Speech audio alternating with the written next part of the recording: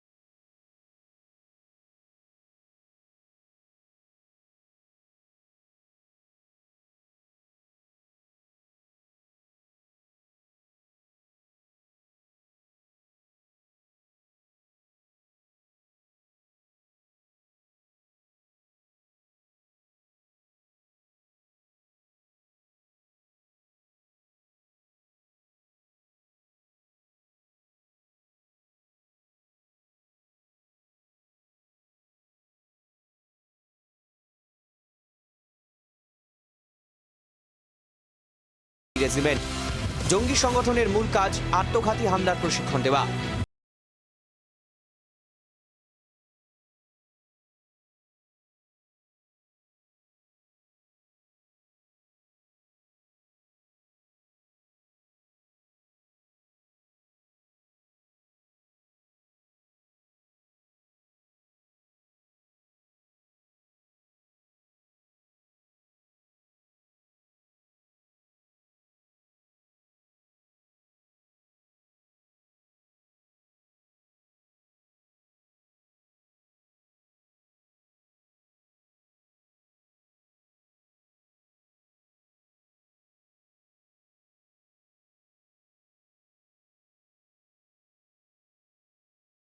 পাকিস্তানের ভারত বিরোধিতায় নয়া ঘুঁটি এখন বাংলাদেশ। রিপোর্ট গোয়েন্দাদের, সেই লক্ষ্যেই জঙ্গিদের উত্তর পূর্ব সীমান্ত দিয়ে ভারতে অনুপ্রবেশের ছক কষা হচ্ছে। তাই কট্টরপন্থীদের মুখে বারবার সেভেন সিস্টারকে বিচ্ছিন্ন করার হুমকি শোনা গিয়েছে। বাংলাদেশে তারেক যুগ শুরু হওয়ার আগে বিদায়ী ভাষণেও ফের উত্তর পূর্ব ভারতের কথা টানলেন ইউনূস। বাংলাদেশের অর্থনীতি বোঝাতে জুড়লেন সেভেন সিস্টার্সকে। খোলা সমুদ্র কেবল ভৌগোলিক সীমারেখা নয়, এটি বাংলাদেশের জন্য বিশ্ব অর্থনীতির সঙ্গে যুক্ত হওয়ার উন্মুক্ত দরজা। নেপাল, ভুটান ও সেভেন সিস্টার্সকে নিয়ে এই অঞ্চলে অর্থনৈতিক সমৃদ্ধির বিশাল সম্ভাবনা রয়েছে। অর্থনৈতিক অঞ্চল, বাণিজ্যিক চুক্তি ও শুল্কমুক্ত বাজারে প্রবেশের সুযোগের মধ্য দিয়ে এই অঞ্চলে একটি বৈশ্বিক উৎপাদন কেন্দ্র হিসেবে গড়ে ওঠা শক্তিশালী ভিত্তি প্রতিষ্ঠিত হবে। এখন প্রশ্ন, তারেক কি পারবেন বাংলাদেশকে ভারত বিরোধীদের লঞ্চ প্যাড তৈরি ঠেকাতে?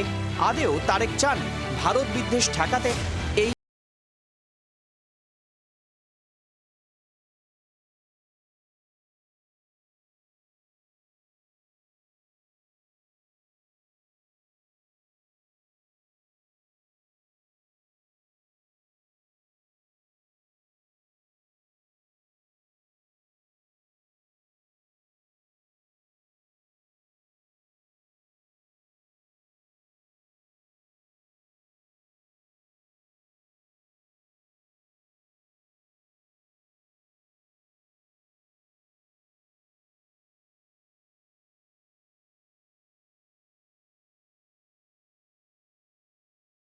পর্যন্ত বাংলাদেশের জাতীয় নিরাপত্তা উপদেষ্টা ছিলেন খলিলুর রহমান।